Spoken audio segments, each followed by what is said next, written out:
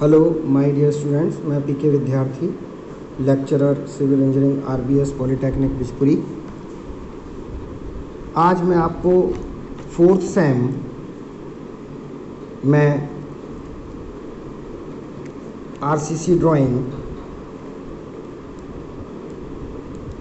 के अंतर्गत next topic retaining wall.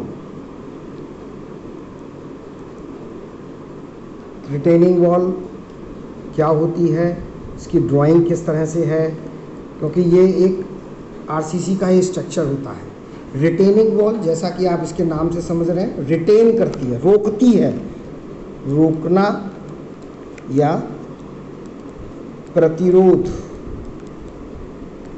करना। अर्थात किसी भी, जैसे कोई मिट्टी है या पानी है, वो कहीं पर ऐसी जगह पर आ रहा है जो कि जिसे हमें रोकना पड़ेगा। जैसे कि हिल रोड्स में हम लोगों को इस रिटेनिंग वॉल की आवश्यकता पड़ती है।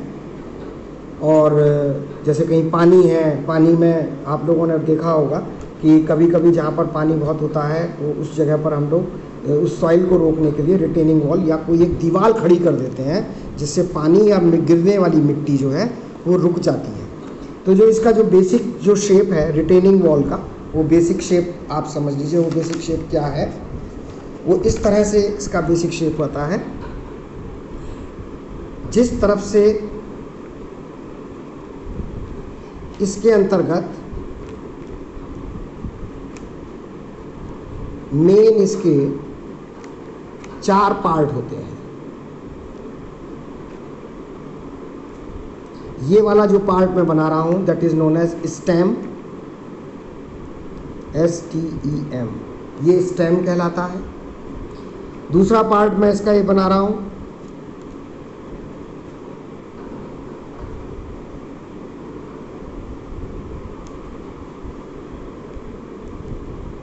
ये पार्ट इसका हील कहलाता है।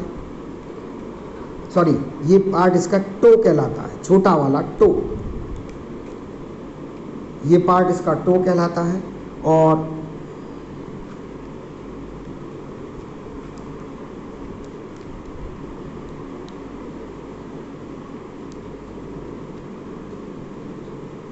ये पार्ट इसका हील कहलाता है। और ये नीचे की तरफ इस पूरे स्ट्रक्चर को रोकने के लिए एक शीयर की लगा दी जाती है।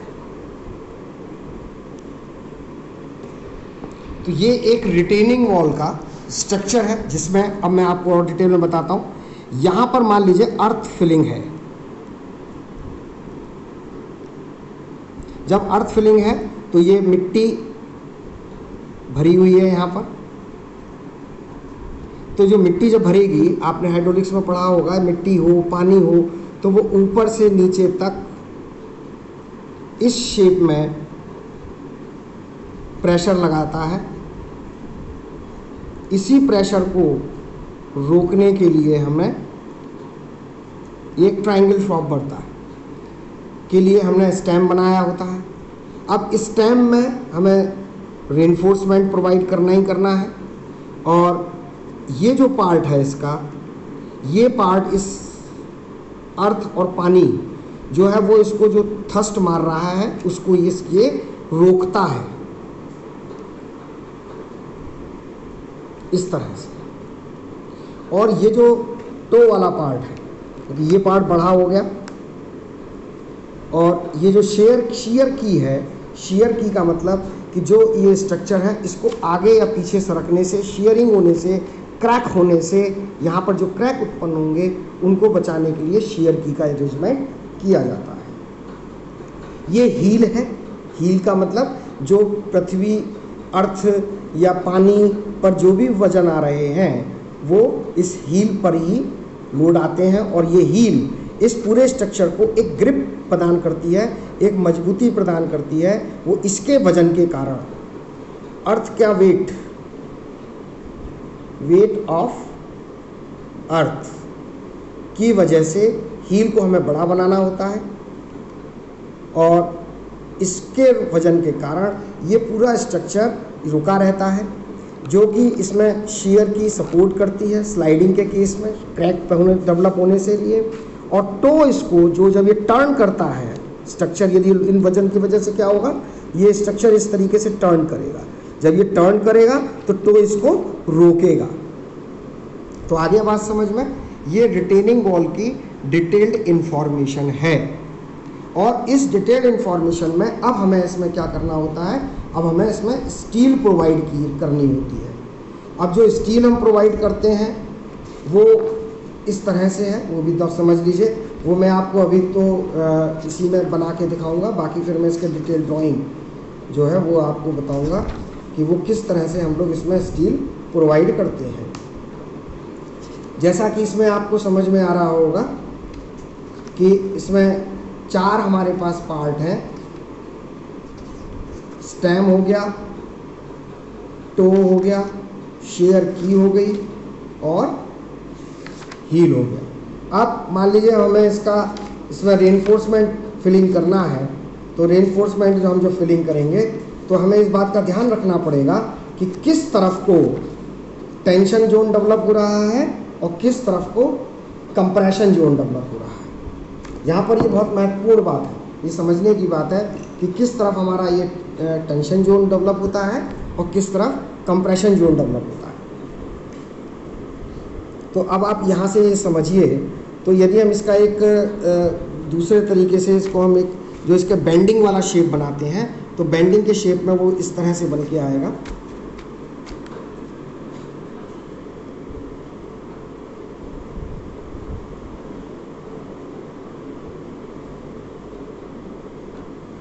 ये स्टेम इस तरह से बेंड होगा, हील इस तरह से बेंड होगा और टो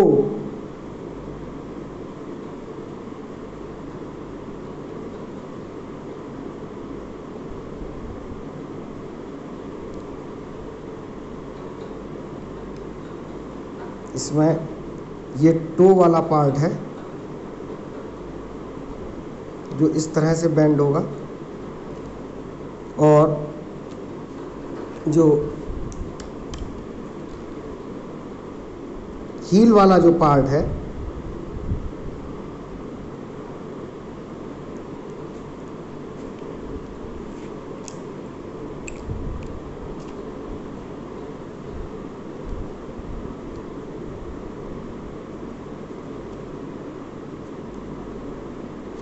वो इस तरह से बेंड, ये इसकी बंकन बेंडिंग की पोजीशन रहेगी।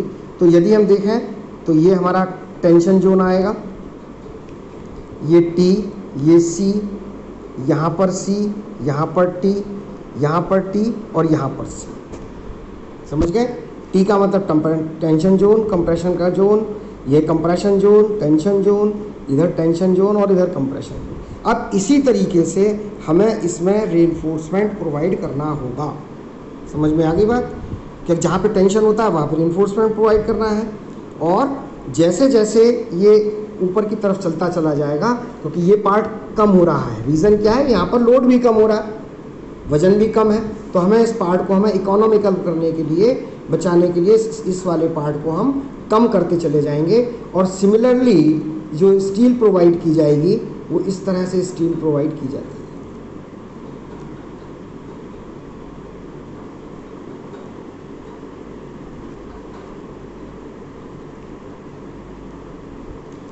ये टेंशन जोन की स्टील हो गई। देखिए दोनों तरफ टेंशन है, ये टेंशन था, ये टेंशन है। और कंप्रेशन में भी हम स्टील तो प्रोवाइड करेंगे ही। यहाँ पर देखिए ये टेंशन है तो स्टील जा रही है, यहाँ पर ये स्टील प्रोवाइड होगी। यहाँ पर भी ये स्टील प्रोवाइड की जाएगी। और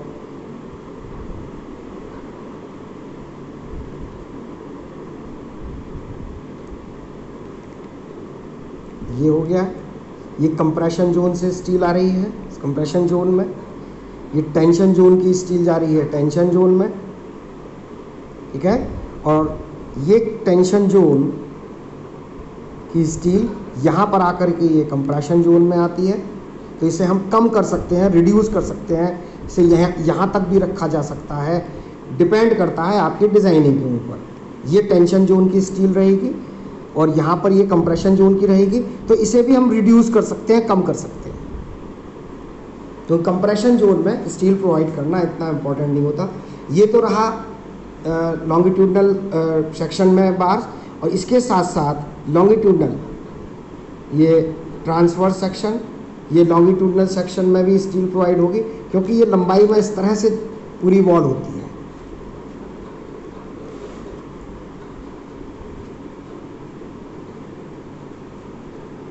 समझ गए होंगे ये लंबाई में। फिर यहाँ पर एक अनदर रिटेनिंग वॉल फिर से आ जाएगी। तो ये एक रिटेनिंग वॉल के रूप में, तो इसमें लॉन्गिट्यूडनल रेनफोर्समेंट इस तरह से भी प्रोवाइड किया जा रहा होगा, और ये भी चल रहा होगा ट्रांसवर्स और लॉन्गिट्यूडनल। समझ में आ गया? इसको अब मैं जो ड्राइंग शेप में किस तरह से इसका बनता है वो मैं आपको बताऊंगा। यहाँ पर ये स्पष्ट समझ लीजिए कि जो रिटेनिंग वॉल है उसमें कौन सा जोन टेंशन जोन है, कौन सा जोन कंप्रेशन जोन है, तो उस तरह से हम इसको एक्सप्लेन करेंगे।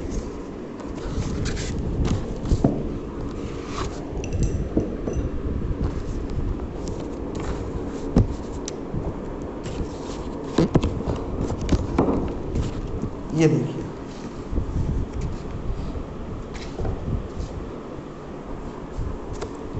ये रिटेनिंग वॉल, स्टेम, और स्टेम में किस तरह से बार प्रोवाइड की जा रही हैं। स्केल देख लीजिए, इसका स्केल ये रहेगा 3 सेंटीमीटर बराबर 1 मीटर।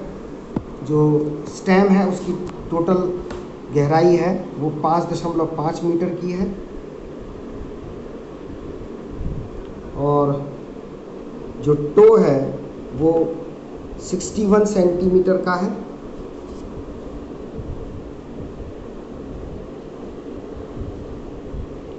और जो हील है वो 2.5 मीटर का। रेनफोर्समेंट, ये आपका रेनफोर्समेंट प्रोवाइड किया गया है, और इस रेनफोर्समेंट को ये आप देख रहे होंगे यहाँ पर ये इस तरह से दिखाया गया है।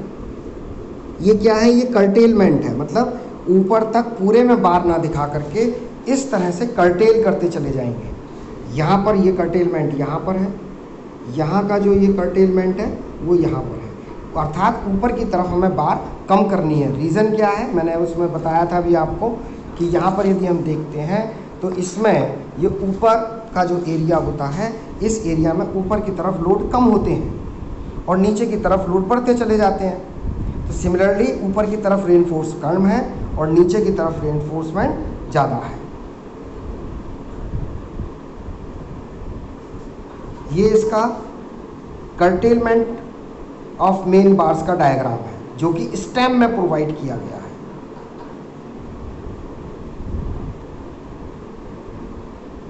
ठीक है, और ये स्टेम का रेनफोर्समेंट, ये टो का रेनफोर्समेंट। इसमें शेयर की नहीं दिखाई गई है। रीज़न क्या है कि शेयर की इसलिए नहीं है कि इसमें जो इसकी ऊंचाई है उसके अकॉर्डिंग ये टो और हील ही इसके वजन को, जो अर्थ है उसके वजन को कंप्लीटली बेयरअप कर सकते हैं।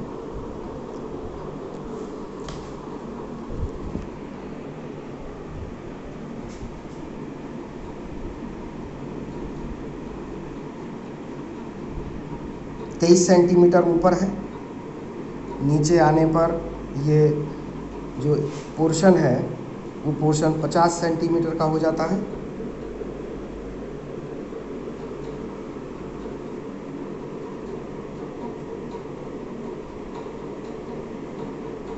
इसी तरह से आपको इसकी ड्राइंग बनानी है।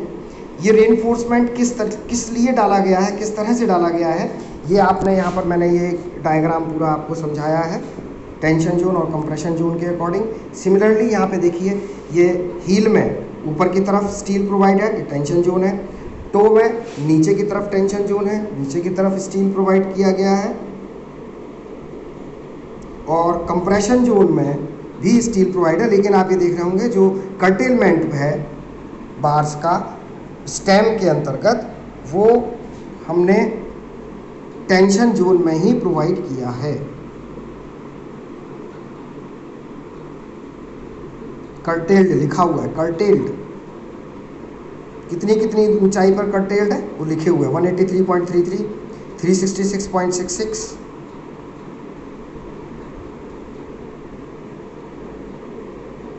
ये रिटेनिंग वॉल है। ये एग्जामिनेशन में बहुत आती है, हर बार एक तरीके से आ ही जाता है। तो ये एक ड्राइंग शीट है, कंप्लीट होती है, जिसमें आपको रिटेनिंग वॉल की डिटेल्ड इन्फॉर्मेशन, रिटेनिंग वॉल क्या होती है, इसमें कौन सी टेंशन जोन है, कौन सी कंप्रेशन जोन है, रेनफोर्समेंट कहाँ कहाँ हमें प्रोवाइड करना है, क्यों प्रोवाइड करना है, वो सारी बातें इसमें आ जाती हैं। 4 पार्ट होते हैं, इसमें शेयर की नहीं है। यदि कोई शेयर की वाली बात आती है तो इस पोर्शन पर आप शेयर की भी बना सकते हैं, यदि वो एग्जामिनर में बताया जाता है। इस तरह से शेयर की आप यहाँ पे प्रोवाइड कर सकते हैं। रेनफोर्समेंट इसका इसी तरीके से रहेगा।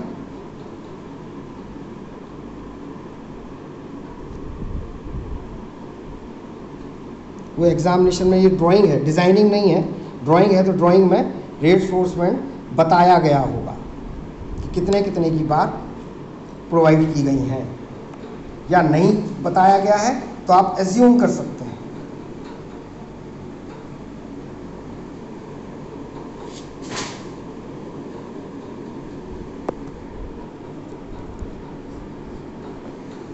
मैं समझता हूँ रिटेनिंग वॉल आपको पूरा समझ में आ गया होगा, इसका शेप क्या है, किस तरह से ये रोकती है, इसमें रेनफोर्समेंट कहाँ कहाँ किस तरह से प्रोवाइड किया जाता है, और हर एक पार्ट का स्टेम, हील, टो, शेयर की, इन सभी का क्या इस्तेमाल होता है, किस तरह से हम इसको रिटेन कर सकते हैं किसी भी अर्थ या वाटर को।